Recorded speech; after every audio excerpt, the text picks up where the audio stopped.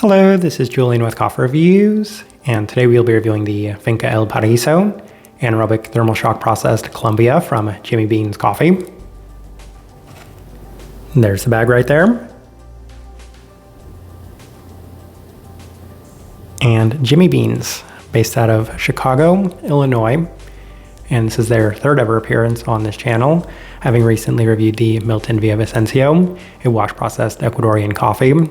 And once again, as of the time of recording, Jimmy Bean's is no longer in business. However, the person that did roast this coffee has started their own coffee roaster called Shoebox Coffee Roasters, so we will include their link down below. And as is usually the case when reviewing a brand new coffee roaster for the first time, we like to review one of their washed and one of their non-washed offerings.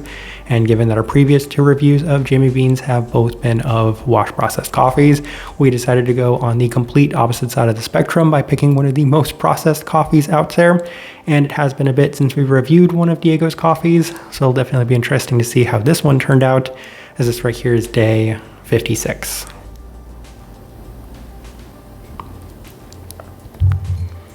And recipe we went with for this coffee was our standard recipe at a 16:1 water to coffee ratio, brewed at 96 degrees Celsius, about 205 degrees Fahrenheit. And I like this one best through the V60, which indicates a more medium fine grind roast profile for this coffee. And even though this one is pretty notably processed, you can definitely still tell that it is reminiscent of a lot of the other coffees that we have had from this coffee roaster. So once again, they have this one listed as one of their very light offerings, and we've compared a lot of their offerings to coffees that we've had from H&S, given that they are inspired by H&S, but we align them a little bit more closely with their lighter offerings, so their standard light offerings, as they don't necessarily take as much time to really open up as those coffees did. So hopefully that gives you a good idea. But with all that out of the way, let's go ahead and start discussing this coffee. Day 22, first impression through the V60, and upon that first impression, this coffee was immediately reminiscent of the original Lady Bermudas that we had reviewed from Manhattan a number of years ago, as it had a very pronounced peach gummy feel that's often described as tinned peaches in a very pronounced and defined sense. A slight spiced tone, but a pretty direct experience otherwise, with a very strong candied sweetness and overall intensity to it. And I can't quite recall having any other of Diego Bermudez's coffees that had this positive of a first impression since that original try of Lady Bermudez, as I feel like it's extremely hard to replicate that experience that you do have from Lady Bermudez. That's why I was truly shocked by this coffee, because not only did it come out very intense in that sense, but it was void of any additional aspects that might have taken away from this coffee. So it was presented in a very balanced sense in that regard, and I was just truly impressed by that experience. Day 25 through the Chemex with the standard recipe once again, and it does offer a pretty similar experience to that original Lady Bermudez once again, as it has that very prominent peach gummy tinned peaches aspect with a very prominent candied feel sweetness to it as well. Listed spice quality continues to remain apt, as the coffee is pretty even, and when I continuously say pretty even, it doesn't skew in any of the more overbearing sense. So it doesn't have the just overlasting fermentiness, it doesn't have any of that kind of skewed acidity brightness that's uneven, it doesn't have any of the overbearing sweetness to it either. All of these things are presented in a very palatable sense in general, so really impressed by these first two tries. We move on to day 28 as we opted for the April brewer, and the coffee has been remarkably consistent, as it's very balanced once again, continuing to offer a very prominent peachiness presented in a very even sense. If anything, it's a bit more direct and defined today without many of the things taking away from its overall directness. So still very impressed with this coffee, and I'm gonna kind of tangent on this day, because there was one day of this coffee where I brewed it from somebody that's never had Lady Bermudez before, and they were just truly stunned at the way that this coffee turned out. They said, wow, this coffee just tastes so much like peaches. And I was like, yes, that's kind of the experience you get from these coffees if they're done well. Day 31 through the V60 with higher extraction adjustments, higher temperatures, lower concentration, and a more fine grind. And the coffee for the first time hasn't held up quite as well, so you can push this coffee a little bit out of where it's supposed to be, as it's still very tinned peach forward. However, it's not quite as defined, with these spiced qualities being a bit more pronounced, leading to a slightly less impressive day. So I think that the other notes they have listed on here are something like cinnamon, and for whatever it is, it's just such a secondary characteristic to that very in-your-face peach feel that I didn't think much of it within the first couple of days. But when I pushed this coffee, it seemed that that became a much more pronounced characteristic to this one. So for that reason, I didn't have the same fondness for it when we went a little higher on the extraction for it. Day 34 through the Chemex with the same adjustments, and it's a little better than the previous day as it's a bit more intense and defined on the peachy aspects once again, with the spice quality being a bit more present this time around. Though in general, I would say that it wasn't quite as prominent as the previous V60 day. Straightforward yet again as a result, and we move on to day 37 as we opted for the V60 with our standard recipe, and I was very happy with the way that this one turned out. And I said, this is probably the ideal point for this coffee because it has that very syrupy peachiness to it with that just strong directness that's very intense and pronounced. Listed spiced qualities are also less notably involved within it, so it just becomes very Letty-esque in that sense. Day 40 through the Chemex with our standard recipe and continues to remain pretty consistent. I do have to say, I just like the definition and directness of the V60 a little bit more, especially in terms of that very just direct, stewed, peachy, kind of tinned peachy quality of this coffee. Spice quality does remain an ever-present as well, though once again, it's much more secondary to that very direct and intense peach quality. Day 43, final notes we have through the V60, and once again, still experiencing a lot of that wild peach intensity to it with more of those spice tones, as it's still very direct and peach focused with a very slight citric quality. So on this final day, I said, okay, I really need to go hunting for and searching for other things, especially given that this is the day we made to Tasting Wheel. So let's see what else we can pick up from this coffee. There's a very slight citric quality to it. There's a very slight lychee quality to it. There's a lot of the boba brown sugar aspects to it, which is something that I've experienced from, I want to say, pretty much every Letty Bermuda's coffee that we've ever reviewed. So all of those things present and quite well pronounced within this coffee. All right, let's go ahead and put up the tasting wheel so you can see what we're getting. And we have 3 level 5s, so let's go through those.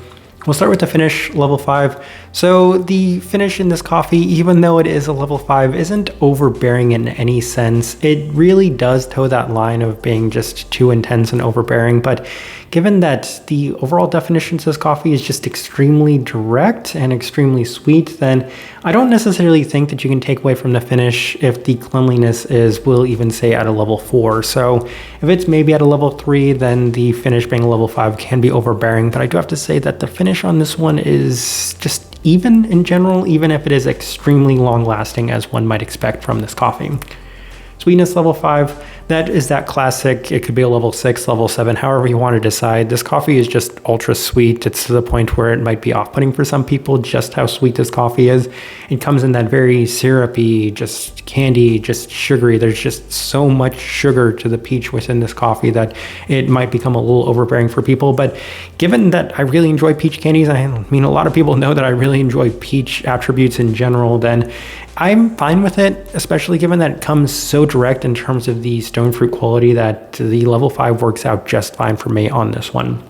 Stone fruit, level 5, and that's not surprising. This is a lot of the reason why I saved that stone fruit level 5 for coffees like this, because these coffees do exist, and a lot of these coffees that maybe, those cleaner washed Ethiopian coffees that have a lot of peachy qualities, and they're pretty pronounced, but not to the same extent as something like this. This right here is a level 5 and beyond. This one could also be like a level 6 on this relative tasting wheel, given just how strong and intense that quality is within this coffee. And I've heard it described a number of ways. I've mentioned all of those ways within it. So people say like stewed peaches, tinned peaches, the peach gummies, all of those things, like a peach boba tea drink, all of those things. You can feel it quite a bit within this coffee. Let's go ahead and move on to the level 4s. We'll start with the acidity level 4. It's surprisingly bright, but it's not overbearingly bright. And with coffees that are this processed, I've oftentimes, especially Colombian coffees, I've oftentimes found myself being off-put by the uneven and skewed brightness, where it's just so intense in a way that it shouldn't be. Then it definitely takes away from the overall experience. But this coffee, being on the higher side of things, it still doesn't necessarily take away from that. One very interesting note and comment about this coffee is that this one is a pink bourbon, and that Letty Bermuda's coffee is a geisha, so it might have played a role in the way that this coffee turned out, as those pink bourbon coffees can be a little bit more bright in general. But when a coffee is this processed, I do genuinely wonder how much the varietal actually plays a role in these coffees. Florality, level 4. And I did mention there's a lot of that very strong boba tea, the boba milk tea, sort of sugary sweetness to this one. That's once again where the florality comes from. It's very intense in that sense. Spice level 4. I have mixed feelings on putting that there because yes, they do have a cinnamon note listed on here and I can feel the cinnamon qualities to it, but given the relativity of this tasting wheel and seeing it just one notch below the stone fruit in theory, it's not quite as prominent. So level 4, maybe just from the overall intensity, but when you take the entirety of this tasting wheel into mind, it's not that intense, but I guess that's one thing that I had a little bit of difficulty deciding where to put it. Caramel level 4, and that is that very strong brown sugar sweetness to this one. That boba tea, it just reminds me so much of that just brown sugar boba tea in general. That like if you combine that with a peach boba tea as well, very high in that sense of like if you picked one of those boba teas and paid like 120% sugar, that's kind of the way that this coffee reminds me of. So level 4, a lot more justified on that. 2 more things worth discussing. We will start with the body level 2. Not the most amount of body, especially relative to the other coffees that we were working on with Jimmy Bean. So that's something kind of interesting to take note of. And then the final thing worth discussing, and it's always fun discussing this when it comes to a coffee like this, the cleanliness level 4. I don't really know what to make of or how to describe the cleanliness or clarity within this coffee because it doesn't really have fermentiness. It doesn't have, well, obviously any smokiness or roastiness to it. And it doesn't really have that certain funkiness. It just kind of tastes directly the way that it does. And my history with El Paraiso coffees have been that they are super funky. They have this almost, I want to say, moldy taste to them at times. But this one does not have that, and it's so directly defined in terms of those peachy qualities that it's just so pronounced and intense that even people that aren't the most, we'll say, regular coffee drinkers can pick up on just how peachy and intense this coffee is.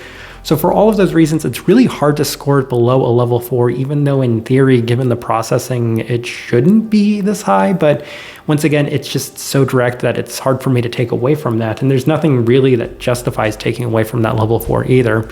So yeah, as I'm looking at this tasting wheel, I do think it is a pretty good representation of what I was getting from this coffee. All right, so my overall thoughts and impressions of this coffee. This is my favorite Diego Bermudez coffee that we've ever reviewed since the original Letty Bermudez review, and that's saying a lot, as a lot of people know that I don't like these types of coffees.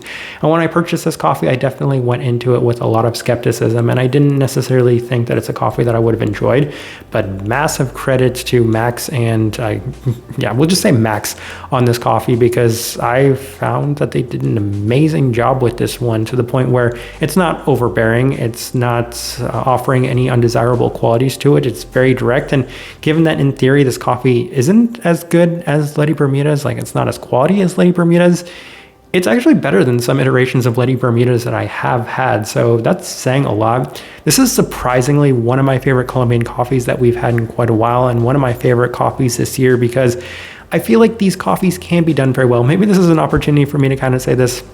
The issue I have with processed coffees is I feel like the vast majority of them aren't done overly well. They're not clean.